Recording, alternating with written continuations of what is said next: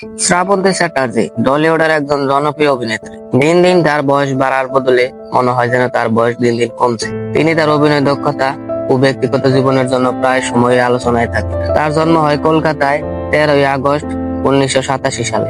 শ্রাবন্তীর অভিনয় জীবন শুরু হয় 1997 সালে রাজীব বিশ্বাস পরিচালিত মায়ার বাঁধন চলচ্চিত্রের মাধ্যমে, যেখানে তিনি শিশু শিল্পী হিসেবে কাজ করেছেন। তবে প্রধান অভিনেত্রী হিসেবে তার প্রথম চলচ্চিত্র ছিল 2003 সালে মুক্তিপ্রাপ্ত চ্যাম্পিয়ন সিনেমায়।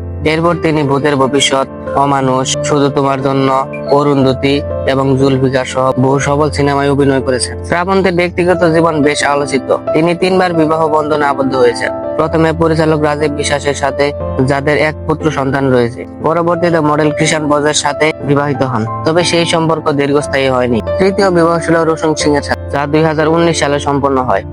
তবে 2020 সালের শেষের দিকে তাদের মধ্যে বিচ্ছেদ ঘটে। 1921 সালের পশ্চিমবঙ্গ বিধানসভা নির্বাচনে বিজেপি প্রার্থী হিসেবে মনোনয়নপত্র জমা দেওয়ার সময় শ্রাবন্তী তার সম্পত্তির বিবরণ প্রদান করেন। হলফনামা অনুযায়ী তার হাতে নগদ 1 লাখ রুপি, এইচডিএফসি ব্যাংকে দুটি অ্যাকাউন্টে মোট 1,11,11,551 রুপি জমা রয়েছে। মিউচুয়াল ফান্ডে 7 লাখ এবং জীবন বীমায় 10 লাখ রুপি বিনিয়োগ করেছে। তার দুটি গাড়ি রয়েছে, একটি অডি Q7 যার মূল্য 53,21,168 রুপি এবং আরেকটি গাড়ি রয়েছে যার নাম হলো মারুতি বেনোলো, যার মূল্য 7,86,250 রুপি। সোনা, হীরা এবং প্লাটিনামের গয়না মিলিয়ে তার কাছে রয়েছে 29,72,200 রুপি মতো সম্পদ। এছাড়া দক্ষিণ 24 পরগনায় লেদার কমপ্লেক্সে 6 বিঘা 10 কাঠা জমি, যার মূল্য 8 লাখ রুপি এবং বেহালার পর্ণসিদ্ধে 2টি ফ্ল্যাট রয়েছে, যেগুলোর মূল্য 1,80,00,000 রুপি।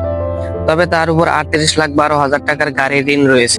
শ্রাবন্তী চ্যাটার্জি তার কর্মজীবনে অভিনয়ের মাধ্যমে সাফল্য অর্জন করেছেন এবং তার ব্যক্তিগত জীবন ও সম্পত্তি নিয়ে প্রায় সময় সংবাদপত্রে আলোচিত হন।